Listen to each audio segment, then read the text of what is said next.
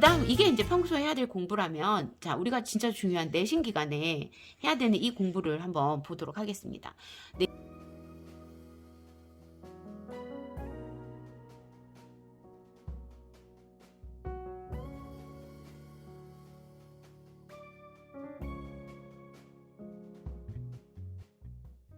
내신 기간에는 뭘 준비해야 되냐? 먼저 준비물부터 문제집, 그 다음 교과서, 그 다음 프린트, 학교 프린트를 얘기하는 거예요. 그러니까 사실은 요새는 교과서를 가지고 선생님들이 잘 안 하시고 프린트로 많이 수업을 하시더라고요. 하지만 교과서는 이 프린트에 있는 것들을 한번 옮겨 적을 때 저는 필요하다라고 생각을 해요. 그러니까 이런 방법 으로 아이들하고 한번 얘기를 해보세요.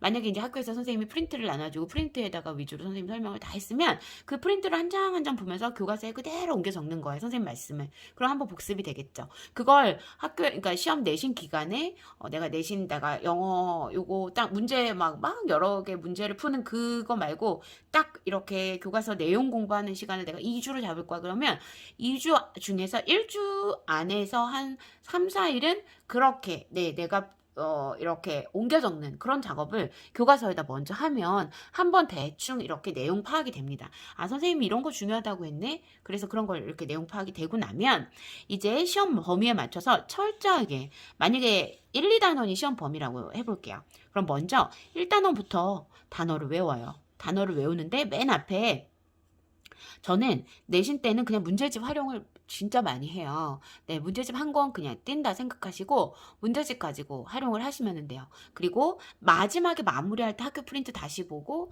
마지막에 마무리할 때 선생님 말씀들을 다시 정리를 하는 거고, 처음에는 프린트에 있는 내용 교과서 한번 적으면서 아, 대충 이런 거야 라고 알고, 그 다음에는 철저하게 문제집을 가지고 문제집을 독파를 하는 거죠. 그래서 처음에는 제일 앞에 문제집 맨 앞에는 단어 외우는 게 나와요. 그리고 영영사전처럼 해가지고 단어 외우는 게 나오고, 그 단어 뒤에는 그 단어에 관한 어휘에 관한 문제들이 나옵니다. 그래서 그런 단어를 철저하게 외우게 하고요. 그 외운 거를 어떻게 테스트하느냐, 그 문제집에 부록으로 오는 것들이 있어요. 그럼 거기에 보면 빈칸에 이렇게 쓸 수 있도록 되고요. 아니면 이렇게 반 딱 적어놓고 엄마가 이렇게 보면서 체크해 주시면서 불러보면서, 엄마가 한 번씩 정도씩, 처음이니까 아이가 시험 공부하는 게 처음이면 이렇게 한 번씩 체크를 해주시는 것도 좋겠죠.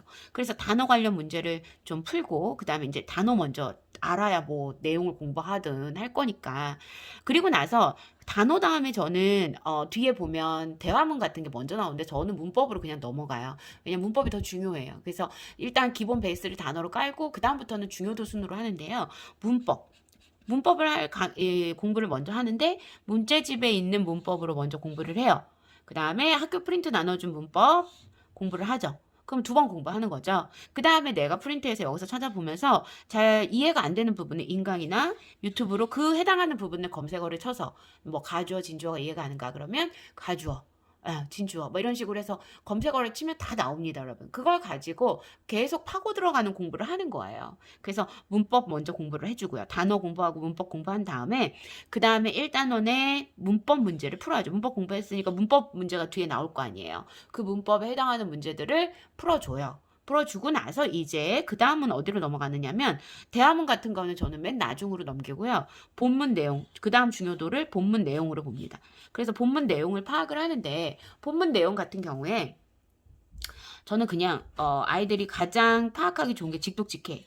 그냥 순서대로. 그래야 아이들이 외우기에도 좋고, 의역을 직독직해를 하면서 문단이 끝날 때마다 그 문단 밑에다가 이거에 뭐에 대한 글이다, 한글로 딱 요약을 한 줄로 해놔요. 그러니까 예를 들어 한글로 간단하게 그 부분에 해당하는 부분을 요약을 해놓고요. 그 다음에 이 본문을 공부할 때도 본문이 한 2바닥 정도 돼요. 2바닥 정도 되면 한 뭐 번호로 따지면 뭐 20 몇 번 정도까지 줄이, 문장이 20 몇 개가 이 정도가 있거든요. 그러면 저는 그거를 한 8개 이 정도씩, 아이들이 부담 안 갈 정도, 그리고 외울 정도로 외워올 수 있을 정도로만 그날 그걸 한 번에 다 나간다고 해서 아이들이 그걸 다 한 번에 기억하는 게 아니거든요. 그러니까 저는 그냥 조금씩 공부하는 거 항상 나눠서, 그래서 나눠서 공부를 했고요. 그 다음에 나눠서 암기를 해갖고 오라고 했었어요. 그래서 그날 제가 본문을 먼저 아이들하고 같이 해석하고 본문 본문에 있는 문법 사항들을 문제집에 다 나와 있으니까 아이들하고 확인을 하면서 아 이게 중요한 문장이겠다 이러면서 이제 내용 그러니까 본문의 내용을 다 파악을 한 다음에는 그 다음에는 1번부터 만약에 오늘 8번까지 공부를 했어요. 근데 아이들한테 한 번은 물어봐요. 몇 번까지 외울 거야? 이러면 아이들은 막 어떻게 해서든 조금 외우려고 1번에서 5번이요 막 이러거든요. 그러면 전 그냥 5번까지 외우라고 해요. 아이들이 정한 대로. 그래야 또 아이들이 기분 좋게 어쨌든 다 외울 거니까. 그러면 아이들은 집에서 이제 몇 번 읽게 되면 그날 계속 직독직해로 계속 반복을 많이 했기 때문에 아이들도 그 해설을 보면서 계속 외워오다 보면요. 이게 평소에 이런 식으로 계속 읽는 연습과 듣는 연습이 된 아이들은요. 본문 외우는 게 그렇게 어렵지 않습니다. 왜냐면 또 중학교기도 하고. 그러니까 저는 100% 이걸 다 외워서 이걸로 시험 봐야 된다는 게 아니고요. 그냥 본문 외우는 거는 자연스럽게 따라오는 어떤 그런 정도가 돼야 된다라는 거예요. 그러니까 이게 그렇게 부담스럽지 않아요. 예, 중3인데도 아이들 굉장히 잘 외우더라고요. 그러니까 이 아이들이 근데 처음부터 이렇게 잘 외웠냐? 그거 아니거든요. 제가 중1 때부터 계속해서 어떻게 해요? 가르쳐 왔던 그 방식으로 했기 때문에 이제 그게 뭐예요? 그 머릿속에 길이 난 거예요. 어떻게 외우면 빨리 외운다라는 자기만의 어떤 노하우가 생기는 거죠. 그러니까 이런 거를 I see you've met my big brother Eugene, a man of yours. Did you put your hat back on place? What is all this? Where did you get that? You don't recognize me? Perhaps from my youth. 처음에는 조금 힘들지만 그래도 자꾸 외우는 훈련을 해야 조금씩이라도 받아들이면서 외워지면서 100% 완벽하게는 못 외워도 7, 80%만 외워도 시험에 굉장히 도움이 되는 건 사실이거든요. 아시겠죠? 그러니까 저는 고등학교 때도 어느 정도는 외워질 때까지 그러니까 본문이 완전 달달달달 그 긴 지문을 다 외우라는 게 아니라 달달달달 하는 게 아니라 어느 정도 눈에 익는다 할 때까지는 문제를 풀면서 외우게 하고요. 제 딸도 그 정도는 그냥 문제 풀다 보면 외워진다라고 얘기를 하더라고요. 그러니까 여러분 나눠서 조금씩 하면 괜찮아요. 한 번에 많이 하려고 하면 당연히 안 되죠. 한 번에 대여섯 줄 정도씩만 한다 그러면 아이가 할만하다라는 기분이 들기 때문에 그렇게 되면 할 수 있어요. 한 80% 정도 외우는 거에 목표를 두고 제 거 인스타 피드 보면 가끔 제가 아이들한테 한글로 이렇게 직독직해로 얘기를 하면 아이들이 그냥 그렇게 계속 따라서 외우는 그런 영상이 있어요. 그러니까 그런 것들 그런 식으로 그냥 그 정도만 해도 되지 않을까? 저는 그렇게 생각을 하고요. 1단원에 이제 지금 먼저 단어 외우고 문법 문제 풀었고 본문 내용을 이렇게 나눠서 공부하는 게 좀 며칠 갔겠죠? 그러고 나면 그 다음에 이제 좀 짜투리 대화문 같은 거 있죠? 그 대화문은 계속 반복해서 나오는 거니까 반복해서 나오는 문장이 있고요. 대화문에서는 순서가 나와요. 순서. 그 대화문 순서를 뒤집어 놓기 때문에 대충의 그 이야기를 애들하고 한글로 막 나눠요. 야, 얘는 지금 어디 간 거야? 이러면서 그러면 얘가 지금 뭐 어느 가게에 들어갔는데 처음에 뭐라고 물어봤어? 뭐 달라고 물어봤어? 막 이러면서 한글로 저희들 얘기를 막 나눠요. 근데 얘가 50센트인데 어떻게 달라고 그랬어? 뭐 깎아달라고 그랬어? 아니면 뭐 환불해달라고 했어? 뭐 이런 식으로 대화문을 이용해서 하고 문제집을 가지고 이용을 하다 보면 반복 공부가 되기 때문에 거의 외워지더라. 그리고 나면 이제 1단원 안에 뒤에 보면 문제집 뒤에 전체 문제가 막 다 섞여 있는 서술형까지 섞여 있는 문제들이 있습니다. 그 서술형까지 섞여 있는 문제들을 풀면서 서술형은 거의 문법과 콜라보잖아요. 그러니까 내 아이가 서술형 문제를 이것도 적는 요령이 필요한데 서술형 그거는 답안지를 보고 공부를 하세요. 아이랑 같이. 이거는 문장으로 물었으니까 먼저 주어 동사가 나오고 그 다음에 어떤 이유를 말해야 되는 거네. 이런 식으로 답을 써야 되는 거네. 이렇게 아이와 그냥 답안지 보고 공부하셔도 됩니다. 그리고 나서 다시 이제 1단원이 끝났으면 2단원을 공부를 하는 거죠. 2단원은 이제 다시 단어부터 쭉 공부를 해요. 그러면 1단원하고 2단원만 쭉 하느냐? 그거는 아니고요. 자, 뒤에 보면 한 장이 더 있어요, 여러분. 조금 길어질까요? 되게 길어졌네. 자, 2단원은요. 시험 범위 2단원 그걸 공부를 하다 보면 1단원을 또 잊어먹어요, 아이들이. 여러분. 그래서 1단원 복습을 계속 해야 되는 거예요.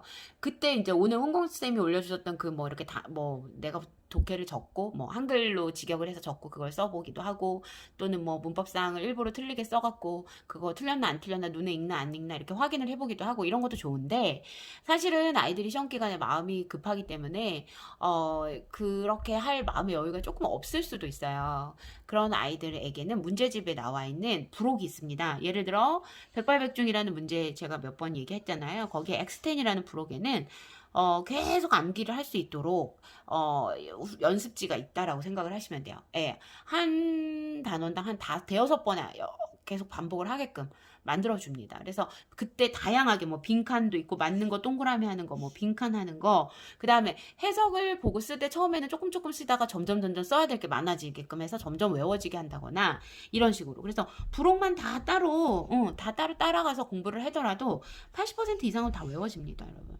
그러니까 근데 되게 양이 많아요. 근데 그 양이 많은 걸 좀 견뎌내는 것도 필요하다라고 생각해요. 왜? 내신이니까.